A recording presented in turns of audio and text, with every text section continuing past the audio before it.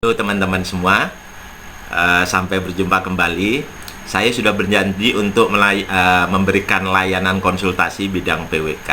Jadi nantinya kami, tim dan saya akan menghimpun pertanyaan-pertanyaan yang masuk melalui inbox, apakah di Forplano atau kepada saya langsung atau ke teman-teman admin yang lain, untuk kita sampaikan, paling tidak memberikan gambaran terkait dengan apa yang dipertanyakan.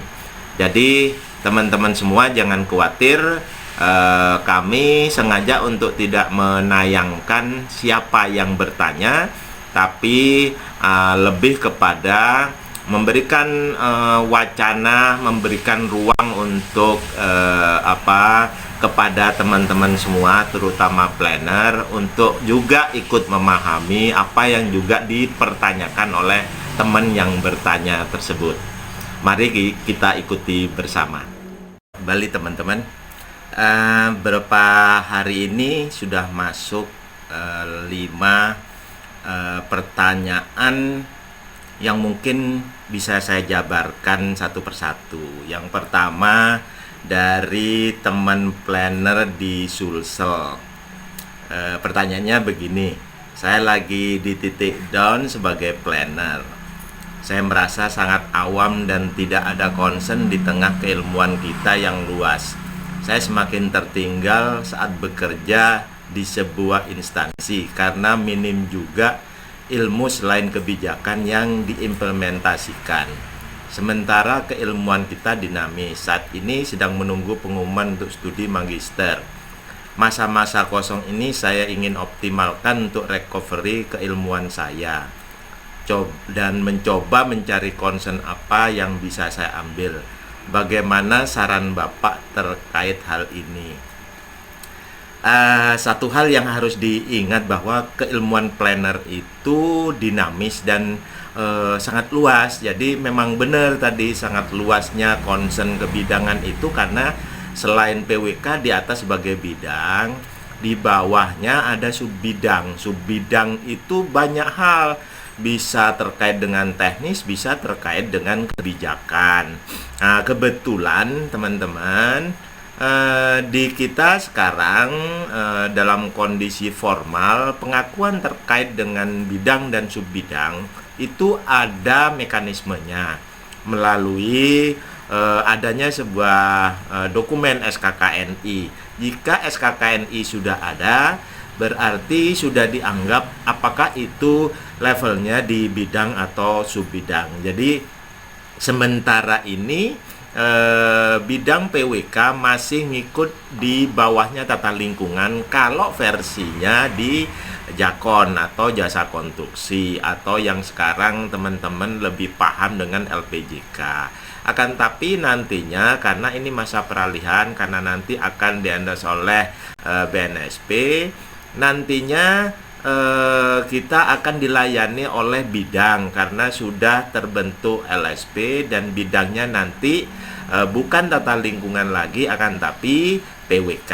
Di bawahnya masih baru 2 untuk subbidang, yaitu RDTR zonasi dan pesisir kelautan. Nah, ini nanti akan berkembang lagi dengan adanya banyak minat-minat bidang, misalnya tentang kawasan wisata, tentang kebijakan pengembangan wilayah, tentang kawasan khusus, tentang kawasan ekonomi terpadu, dan lain sebagainya yang menjadi subbidang dari bidang PWK. Jadi nggak usah khawatir teman di Sulsel yang sekarang lagi concern untuk kebidangan, untuk implementasi kebijakan, ya bisa ditekuni juga permasalahan hal tersebut.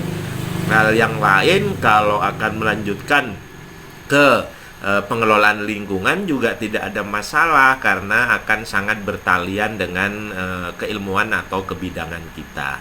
Terima kasih. Kedua dari planner DKI Jakarta. Pertanyaannya terkait dengan permasalahan sertifikasi keahlian. Bisa tidak saya langsung tes untuk masuk ataupun mengambil strata madya. Walaupun sebelumnya saya belum pernah memiliki SKA muda. Saya sudah bekerja di konsultan perencanaan sejak 2015. Tetapi sebelumnya saya murtad dari PWK. Saya berpikir manajemen kantor saya akan mengakomodasi perihal sertifikasi ini. Bahkan saya pernah meminta untuk proses sertifikasi minimal SKA muda. Namun sampai tahun 2019 saya belum juga mendapatkan fasilitas itu. Artinya saya registrasi mandiri secara online di website IAP untuk menjadi anggota IAP. Kira-kira kapan lagi jadwal ujian SKA Madya di DKI, di IAP DKI, dan saya harus menghubungi siapa? Nah, ini ada dua pertanyaan. Pertanyaan yang kedua, permasalahannya terkait dengan keilmuan bidang PWK. Mungkin seperti yang lainnya, dalam pekerjaan di tempat kerja tidak melulu mendapatkan pekerjaan yang inline dengan PWK. Kantor saya bahkan sering mendapat pekerjaan urban design atau arsitektural, bahkan manajemen properti. Saya pun akhirnya merasakan bias keilmuan. Sebenarnya peran PWK itu apa? Di mana dengan teman-teman urban designer ataupun arsitek atau bahkan teman-teman geografi, posisi kita, lalu kemampuan apa yang perlu dikembangkan untuk menunjang profesi kita sebagai planner. Nah, untuk menjawab ini, yang pertama terkait dengan permasalahan sertifikasi ya, level. Jadi memang kalau sesuai dengan strata, saya akan menjabarkan dari awal. Permasalahan terkait dengan level memang harus berjenjang dari mulai yang SKA muda, madya, dan utama. Akan tapi ada hal-hal khusus. Nah, ini nanti akan kembali kepada asesor masing-masing. Apakah memang berkesesuaian? Yang pasti yang harus dipegang adalah apakah seseorang itu mencapai level utama atau level kompetensi, apakah dia itu masuk di level muda, madya, ataupun utama. Nah, itu yang paling penting. Kalau hal-hal yang lain misalnya itu berkesesuaian dengan capaian-capaian akademis dan penilaian-penilaian terkait dengan kompetensinya. Hal yang paling harus diingat adalah tidak serta-merta semua dilihat dari capaian akademis. Bahkan sekarang sebenarnya ada kemudahan-kemudahan untuk ahli muda atau SKA muda. Pada saat semester 7 dari perguruan tinggi, asal dia ikut ujian SIBIMA, karena ada semacam program dari SIBIMA konstruksi, itu setara dengan 1 referensi kerja. Karena syarat SKA muda cukup 1 referensi kerja dan bisa memohonkan untuk mengambil SKA muda. Bagaimana yang tidak mengambil? Nah, yang tidak sempat mengambil pada saat di perguruan tinggi masih harus menunggu 1 tahun proses untuk mendapatkan referensi kerja. Karena memang real, begitu lulus, dari mana referensi kerjanya kalau tidak ikut kegiatan kerja. Lalu pertanyaannya akan berkembang, kalau saya tidak punya SKA kan tidak bisa mendapatkan referensi kerja. Teman-teman semua, khusus untuk SKA muda dimudahkan. Jadi tidak harus dari pemberi kerja karena belum bisa masuk di kontrak kerja. Akan tapi bisa dari pemilik perusahaan atau dari tim leader yang bersangkutan atas nama perusahaan memberikan referensi kepada saudara. Itu yang bisa saya sampaikan khusus untuk SKA muda. Untuk alokasi jadwalnya, teman-teman sebenarnya banyak informasi dari medsos ataupun dari halaman ataupun dari website IAP ataupun dari luar website IAP seperti halnya Forplano dan sebagainya. Tidak ada masalah, dan harus juga rajin untuk memintakan informasi itu kepada, mungkin langsung kepada pengurus IAP di daerah masing-masing. Apakah dekat ataupun berdomisili di DKI, ya langsung ke DKI, atau juga ke provinsi-provinsi lain di seluruh Indonesia yang punya hak VVA atau verifikasi validasi awal.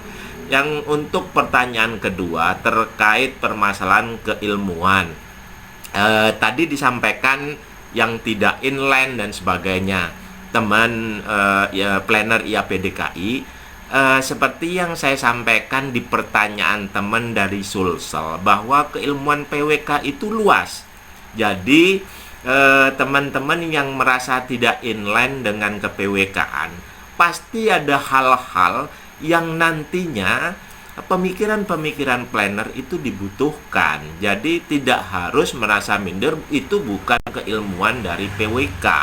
Karena begitu kita itu bekerja pada suatu tim, yang namanya tim itu harus memang memintakan pendapat masing-masing tenaga ahli. Jadi jika orang PWK bekerja di timnya urban design atau arsitek atau teman-teman geografi atau pemetaan, tidak masalah, karena itu akan menambah wacana, menambah pengetahuan kita terkait dengan kemampuan bidang dan subbidang kita.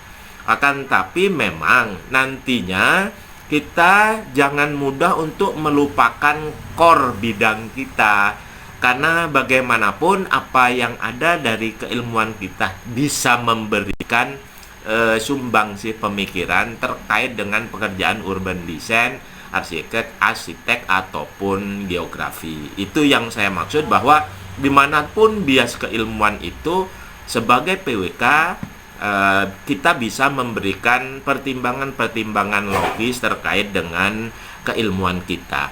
Saya contohkan satu hal, bahwa ada sebuah kemiringan tanah ataupun bidang tertentu, dan kita memintakan pendapat kepada 4 ahli yang berlainan. Di sana ada orang arsitek, ada orang lingkungan, ada orang ekonomi, ada orang planner.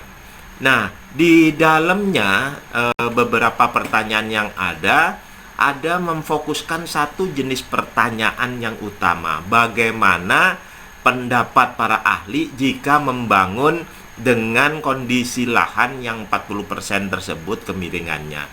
Pada saat ditanya kepada orang sipil, mereka akan menjawab bahwa hal itu sesuatu yang sangat mudah, karena nantinya ada justifikasi engineering dan lain sebagainya. Orang arsitek malah bergembira karena bisa memberikan penelaahan atau rencana dari desain mereka yang artistik dengan kemiringan tersebut. Orang di luar dua keahlian tersebut ada yang bertentangan karena mengkaitkan dengan lingkungan. Orang lingkungan akan menjawab jangan melaksanakan pembangunan ataupun kegiatan di kemiringan tanah ataupun lahan yang 40% itu, karena akan mengganggu lingkungan dan sebagainya. Sebaliknya orang ekonomi itu tidak mempermasalahkan masalah teknis. Orang PWK justru akan merangkul semua pendapat-pendapat yang disampaikan oleh para ahli-ahli tersebut. Kesimpulannya apa? Bahwa semua hal dalam keilmuan butuh masukan untuk menjadi optimal dalam sebuah kegiatan, tidak berdiri sendiri, karena bagaimanapun dalam sebuah tim justru kekuatan tim inilah yang menjadi kekuatan untuk menjadikan perencanaan tersebut ataupun kegiatan tersebut lebih mempunyai kekuatan dan lebih berarti. Saya kira itu untuk pertanyaan yang kedua dari teman planner di DKI Jakarta. Masih ada 3 lagi pertanyaan. Pertanyaan ketiga dari teman planner di NTT. Bapak, terima kasih waktunya. Saya ingin sekali tahu tentang bagaimana cara efektif untuk melaksanakan FGD. Karena saya pernah lihat Bapak pernah menulis tentang hal tersebut di grup Forplano. Mohon penjelasannya Bapak, karena pada saat FGD sudah ditetapkan tata caranya oleh PPTK atau Pinpro. Teman-teman semua, memang benar saya menulis sebuah artikel tentang FGD karena saya melihatnya FGD yang dilaksanakan sekarang tidak benar-benar FGD, karena banyak hal mungkin bertalian dengan alokasi waktu ataupun aturan-aturan yang memang sudah ditetapkan sebelumnya oleh PPK atau PPTK dalam Term of Reference atau KAK.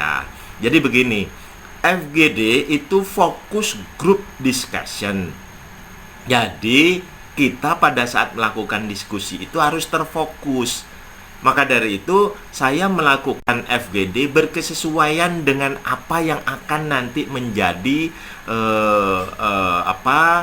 masukan ataupun hasil dari sebuah FGD. Jadi harus fokus kepada apa yang akan dilakukan. Yang kita akan lakukan pada saat FGD, biasanya saya melakukan pengelompokan terlebih dahulu dengan kenali kelompok-kelompok tersebut. Tapi sebelumnya juga saya berupaya juga mengkelompokkan isu-isu yang penting terkait dengan permasalahan yang ada. Entah itu akan FGD apa, dari tema yang akan dibahas. Jadi yang paling pokok setelah 2 hal itu dipetakan, isu tentang apa yang akan tema yang akan dibahas, kedua pengelompokan terkait dengan audiensnya nanti, di sanalah kita bisa memfokuskan permasalahan ataupun pembahasan permasalahan tersebut untuk lebih memberikan kejelasan. Tahap kedua, kita berupaya meng-cross check antara kelompok satu dengan yang lainnya berdasarkan isu-isu yang sudah dikelompokkan tersebut. Jadi bisa saja banyak hal ataupun banyak cara untuk melakukan hal ini. Jika itu bersangkut paut dengan kepentingan masyarakat dan itu bersangkut paut dengan permasalahan kebijakan, ada dua hal yang harus dibedakan antara masyarakat dengan pemerintah. Pemerintah dalam ini diwakili oleh keberadaan instansi-instansi yang terkait dengan apa yang akan kita lakukan FGD tersebut dengan temanya. Jadi FGD pertama dilakukan langsung kepada masyarakat dengan memilah isu, dengan memilah beberapa kaitan dengan apa yang dipentingkan dan berupaya untuk menjaring sebesar-besarnya jenis-jenis dari pertanyaan-pertanyaan kunci yang bisa nanti menjadi masukan untuk menjadi isu-isu pokok dari FGD. Yang kedua, melakukan FGD yang dilakukan oleh ataupun diikuti oleh para instansi di daerah yang bersangkutan. Kenapa dilakukan seperti itu? Dengan tujuan adalah memberikan konfirmasi kepada apa yang sudah dihasilkan FGD dengan masyarakat dan dikonfirmasi ulang kepada instansi yang bersangkutan. Misalnya apakah pertanyaan jenis-jenis isu dari pertanyaan-pertanyaan pokok tadi sudah dilaksanakan, sudah terprogram di program ataupun tupoksi dari masing-masing instansi yang bersangkutan, ataupun masih akan direncanakan. Disinilah pentingnya sebuah kesimpulan-kesimpulan untuk nanti ada FGD ketiga, mengumpulkan semua stakeholder dan shareholder, baik pemerintah dan masyarakat, untuk kita ramu bersama dan akan mendapatkan jawaban dari isu-isu pokok yang sudah diformulasi dari awal dan dijawab dan juga sudah ada di instansi masing-masing dalam kaitan dengan keberlanjutan dari program dan kegiatan yang akan dilaksanakan kepada masyarakat atau di wilayah tersebut. Itulah yang esensinya kenapa FGD ini tidak dilakukan satu arah, tapi mereka dioptimalkan untuk bicara. Jadi bukan hanya narsum atau narasumber yang bicara pada saat FGD, akan lebih banyak peserta FGD lah yang bicara. Saya kira itu yang menjadi inti dari sebuah FGD. Jadi jangan keliru, jangan salah kaprah, karena banyak FGD sekarang sudah menjadi semacam seminar. Tidak ada bedanya FGD dan seminar jadinya. FGD adalah FGD, seminar seminar sendiri. Jadi tatanannya beda. Terima kasih. Lanjut ke pertanyaan keempat. Pertanyaan keempat ini dari seorang planner dari Riau. Izinkan untuk bertanya atas ketidakpahaman saya terhadap pemenuhan PPKB pada SKA. Kewajiban SKA pada masing-masing level sertifikasi antara SKA muda, madya, dan utama. Apakah saya yang saat ini masih ahli muda sama syaratnya dengan level SKA, madya, dan utama? Teman planner semuanya, jadi PPKB memang menjadi keharusan. Apakah level SKA muda, madya, atau utama? Kegiatan-kegiatan yang dilakukan tidak dibedakan levelnya apakah itu SKA muda, madya, dan utama. Jika seseorang SKA muda ikut sebuah kegiatan, itu menjadi masukan ilmu untuk personal. Jadi melihatnya bukan pada level dari SKA-nya. Level SKA itu level dari kemampuan untuk mendapatkan nilai kompetensi, bukan seseorang dibeda-bedakan untuk mendapatkan sebuah ilmu. Jadi syarat untuk mendapatkan PPKB untuk level SKA muda, madya, dan utama itu nggak ada beda. Yang beda adalah kemampuan untuk menelaah sebuah permasalahan. Itu yang pertama. Yang kedua, mengkaitkan dengan level SKA di muda, madya, dan utama. Jika SKA-nya sama, itu nggak ada beda.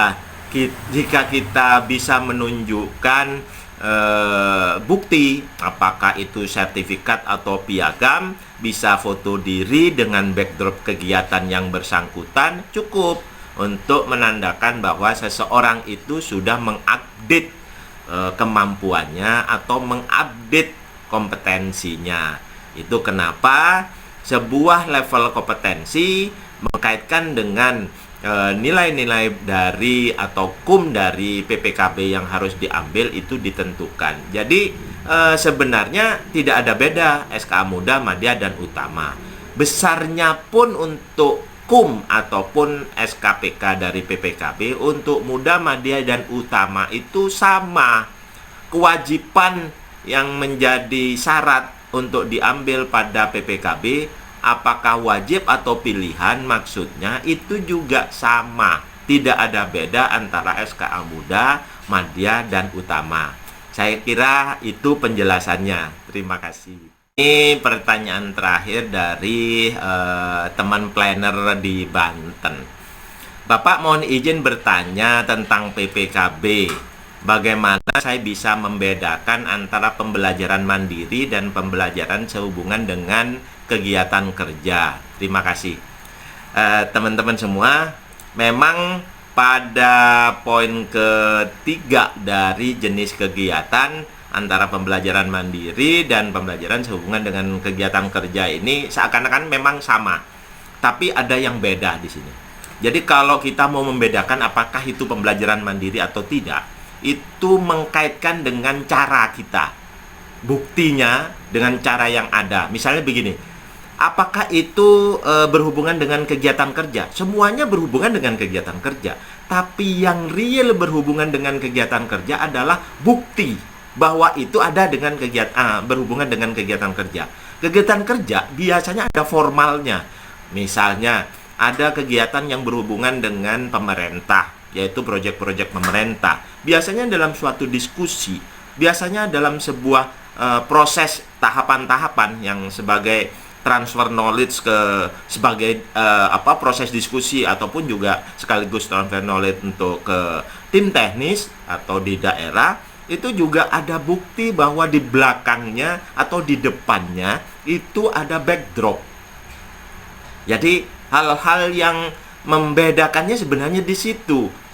Kalau dihubungkan dengan teknisnya, pembelajaran mandiri dan kegiatan kerja, ada hal yang mengkaitkan dengan audiensnya yang membedakan.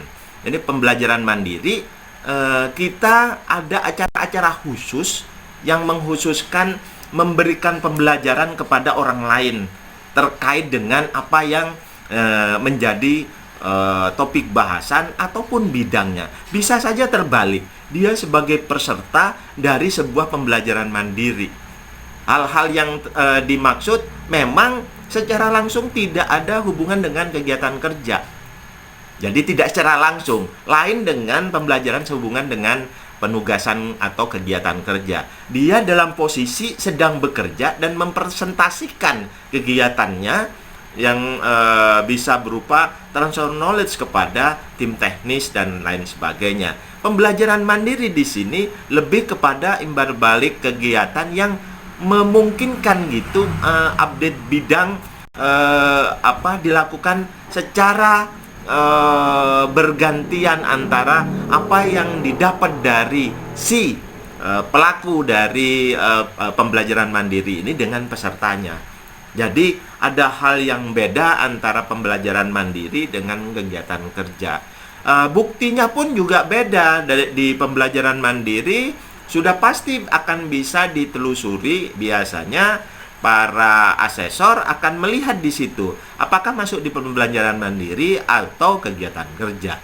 Tapi teman-teman, teman dari Planner Banten sebenarnya nggak harus bingung, karena antara pembelajaran mandiri dan kegiatan kerja ini SKPK-nya sama, 25 poin. Jadi lain kalau ini beda SKPK-nya, bisa kita pertanyakan lebih jauh.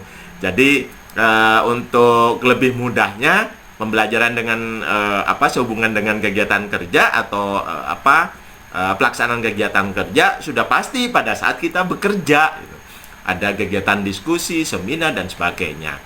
Ataupun yang mengkaitkan dengan sesuatu yang berhubungan dengan kegiatan kerja. Kalau pembelajaran mandiri sudah pasti agak beda dengan kegiatan kerja. Akan tapi nanti subklasifikasinya harus dibedakan. Pembelajaran mandiri itu ada batasan-batasannya. Jika tidak atau kurang dari JP yang syaratkan, itu tidak masuk pembelajaran mandiri. Pembelajaran mandiri itu 8 jam atau 8 JP. Jadi tidak dalam masa yang pendek. Kalau pembelajaran sehubungan dengan kegiatan kerja itu biasanya dalam masa yang pendek. Itu bedanya juga.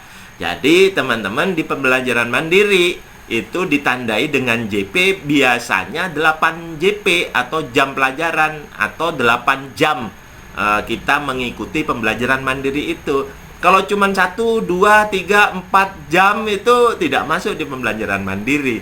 Biasanya masuk di seminar ataupun lokakarya yang SKPK-nya hanya 5 SKPK.